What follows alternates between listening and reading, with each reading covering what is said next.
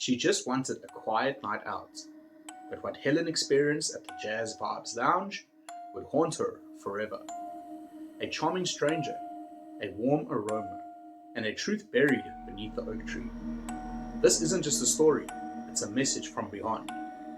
I'm the Gingerbeard Man, and if you like African and South African tales of the macabre, mysterious, and miraculous, then you've come to the right place. Stay with me, you won't believe how this one ends.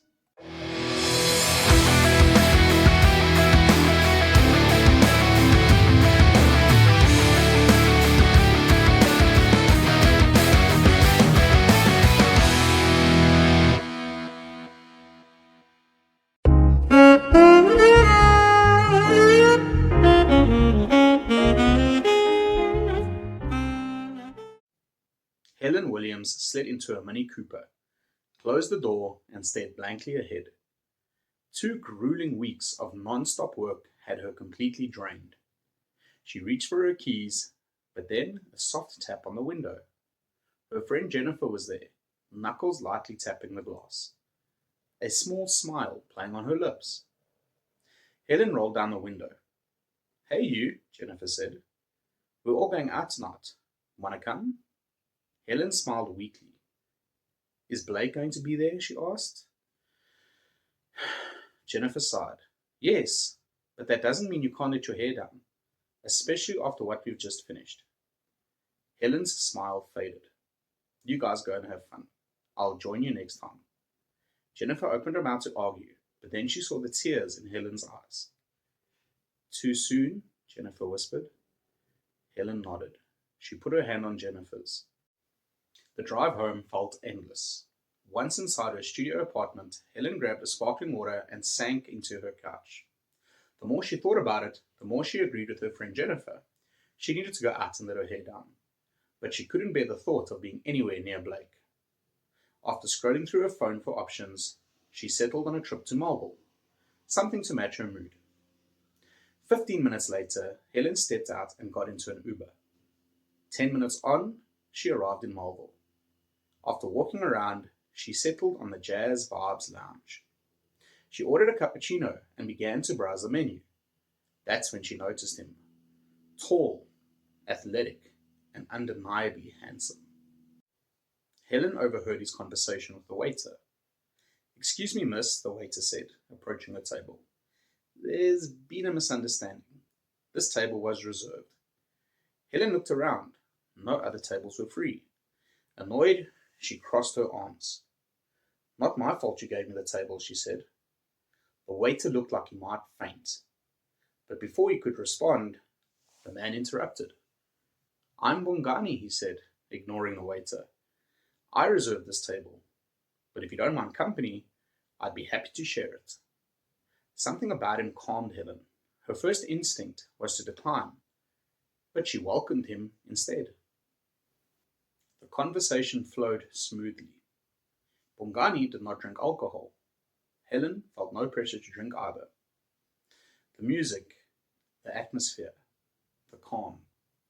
Helen began to relax. Bongani insisted on ordering food. After saying grace, they ate and talked late into the night. Before Helen realized it, it was almost 11 p.m. "We should get going," Helen said. "If I don't, I'll fall asleep right here." Bongani smiled knowingly. She pulled out her phone. She wanted to get an Uber. "I really enjoyed tonight. Maybe we can do it again sometime," Bongani said. Helen was caught off guard. But she felt safe. She felt comfortable around Bongani.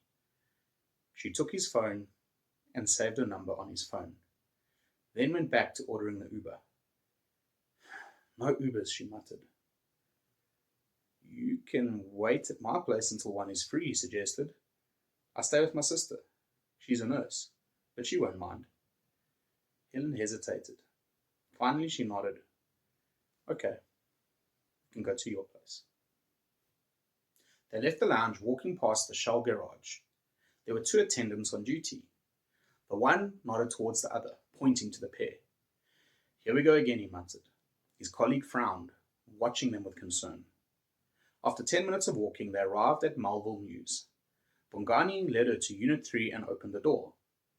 Helen saw a Netcare Mill Park badge on her jersey. She felt reassured. Bongani said his sister was a nurse, and this validated his story. Behind a closed door, a TV was playing. She could hear it was Law and Order. My sister loved that show, Bongani said. But she's probably asleep. She works long hours. Helen smiled. As long as she is resting, she is doing a very important job.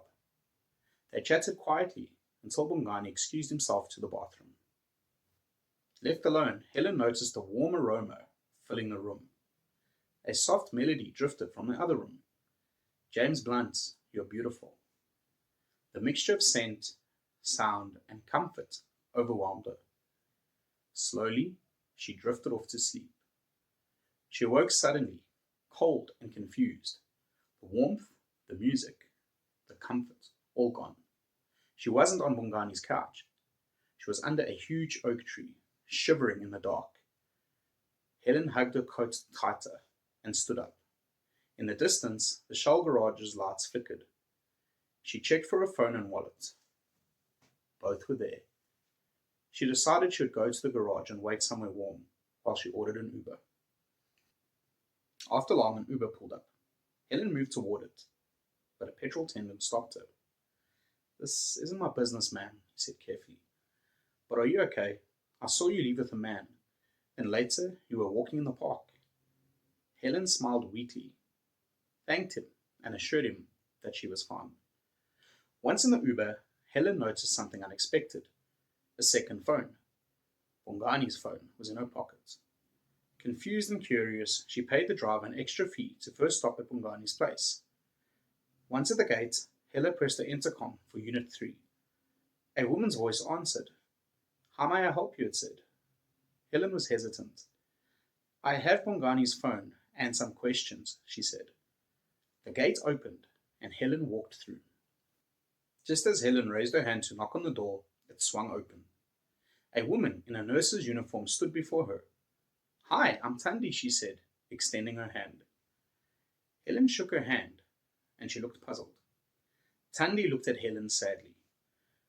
"Let me guess," she said. "You woke up in the park, didn't you?" she said quietly. Helen's heart sank. Tears welled up. "How did you know?" Helen asked. "Bongani is dead," Tandy said with tears rolling down her cheeks. 3 years ago, Bongani and his fiancée were hit by a drunk driver whilst walking home from the Jazz Vibes lounge. He tried to carry her to get help, but collapsed under the oak tree in the park. Both died there.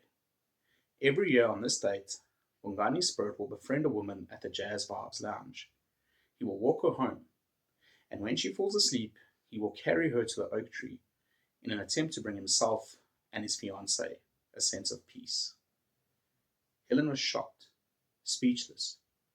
Eventually, she thanked Tandy and left. Once home, Helen searched Bongani online. The accident, the story, it was all true. Weeks passed, but Helen couldn't stop thinking about him. She even went and laid flowers at his grave. 1 year later, Helen sat at the same Jazz Vibes lounge with her friend Jennifer. Jennifer did not believe her story. Suddenly, Helen paused mid-conversation. A warm, comforting aroma filled the air. James Blunt's You're Beautiful began to play. Before Jennifer could ask what was going on, a tall, handsome man approached. He smiled and extended his hand. "Evening, ladies. My name is Bongani. May I join you?" Thank you for watching. And if Bongani's story gave you chills, make sure to like this video and subscribe for more tales that blend the truth with the supernatural. Have you ever experienced something you just couldn't explain? Drop it in the comments below. I read every one of them. Until next time, stay safe, stay curious, and beware of familiar strangers. God bless.